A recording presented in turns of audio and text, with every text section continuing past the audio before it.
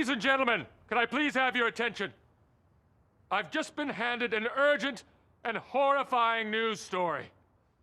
And I need all of you to stop what you're doing and listen. Hey, Broken World Entertainment, and I think the writing is on the wall for Alex Kurtzman and Star Trek on Paramount Plus that it's probably all coming to an end again, because the cope from this guy is unreal with what he's saying, and we're going to have a look at it and even what they say about it on Paramount itself about Kurtzman Trek, because it is the most ridiculous thing you have heard. So check out this part. Star Trek executive producer Alex Kurtzman explains how the franchise can continue to grow, starting with Discovery making movie quality Trek on TV.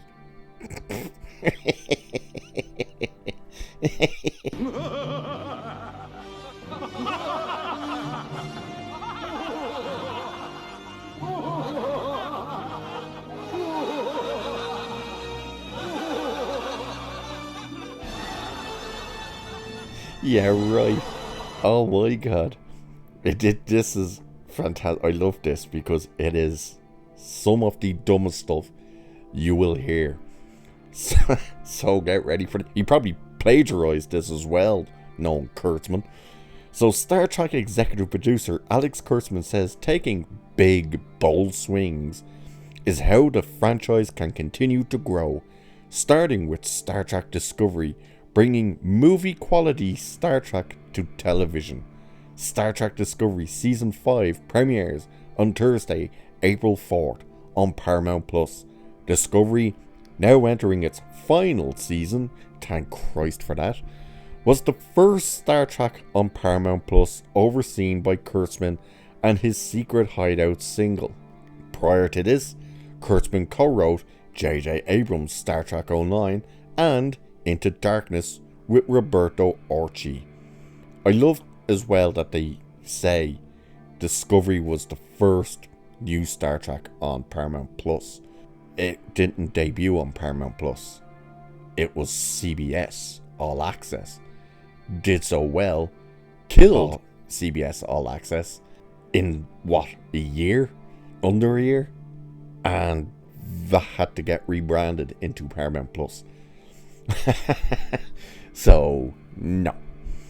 So following Star Trek Discovery Season 5's world premiere at South by Southwest, the cast of Discovery, along with executive producers Kurtzman and Michelle Paradise, joined a panel about Discovery's final season.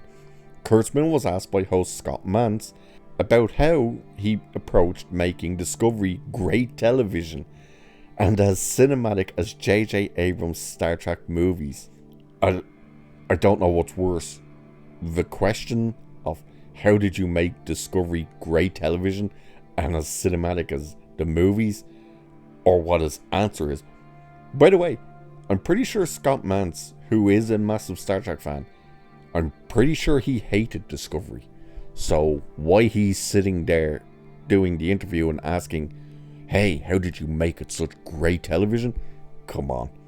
But here's the answer, because we need to know exactly how Kurtzman made Discovery, the show that killed a streaming service and is starting to kill another, how exactly this is meant to be great. So he says this: I had done the first two JJ Star Trek movies, and I think what I'd learned from those films is you have to take big bold swings, and that's how Star Trek continues to grow.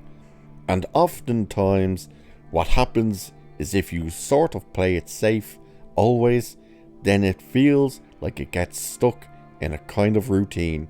So we knew that we had to take big swings with Discovery, and we also knew, yes, it had to be great television, but it also had to be specific to Trek. I don't believe you.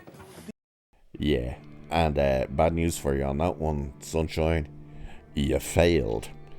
But he continues, and I think that one of the things that is so beautiful about Star Trek is that because it was born on television, then it really is about this bridge crew and the enduring time you get to spend with the characters. Whereas in a movie, you only have 2 hours and it's more limited. So I think the travelogue quality of Trek in general is in some ways better suited to television from that perspective. And then it was just like, okay, we're gonna bring a movie quality to every episode of TV. Let's see if we can make that happen. And guess what, Alex? You still didn't. I love how he says, because it's gone on television and it's not as small as a 2-hour movie, you get to spend so much time with these bridge crew characters and you get to learn about them all and spend time with them, get to know them and stuff. 5 seasons of Discovery, can you name any of the bridge crew? And I mean any of them. That would be a resounding no, because it was only by the end of season 1 they went, I think we actually have to get these idiots to start speaking lines. And that's exactly what happened. And you realized, they hired people who can't act. How shocking. But check this part out. This is the part I love. So get ready for this. So under Alex Kurtzman, Star Trek on Paramount Plus, the series has diversified. Are they kidding me? But we'll come back to that. But it says, Star Trek Discovery learned upon its premiere in 2017 that its serialized, action-packed incarnation of Star Trek didn't please many longtime fans. Since then, Star Trek on Paramount Plus TV shows have embraced Star Trek The Next Generation nostalgia with Star Trek Picard and Star Trek Lower Decks, which is also the first Star Trek animated comedy. Meanwhile, Star Trek Prodigy on Netflix welcomes younger viewers and teaches them the timeless value of Star Trek. And then they wrote, Star Trek on Paramount Plus has created a Star Trek series for every type of fan and welcomes new viewers as well. Are they delusional, mentally ill people that are writing this? So, because, and according to this, Discovery failed, especially with longtime fans, they said, okay, we'll embrace Star Trek The Next Generation. We'll give you that nostalgia. Did they not watch season 1 and season 2 of Picard? Because it destroyed the legacy of The Next Generation. It couldn't have been further away from being anything like The Next Generation and Star Trek nostalgia. Picard season 3 was the one and the one only that felt and looked like Star Trek, like true Star Trek. But that was simply because Alex Kurtzman and Akiva Goldsman stuff wanted nothing to do with it anymore. It failed up for them and they didn't care about it. They went off onto their other projects. And they left Terry Matalas to just do whatever he wanted to do. And we got an actual Star Trek that looked and felt like Star Trek.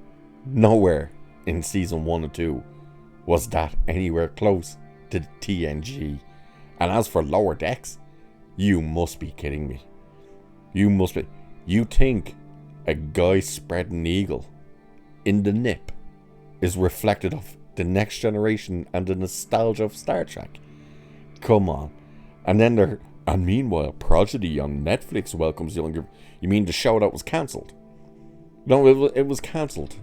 They dumped it onto Netflix. They deleted it off of Paramount Plus and dumped it on Netflix. The same way Paramount Plus is supposed to be the home of Star Trek, and yet they removed all of the first bunch of movies from the motion picture all the way to Nemesis, but they kept J.J. Abrams films on there? Are you kidding me? Paramount Plus is a failure. It's not earning subscribers. And they've used Star Trek to be the thing to try and lure hardcore fans into purchasing subscriptions to that service. And it hasn't happened. That is also why CBS All Access failed. Because nobody subscribed.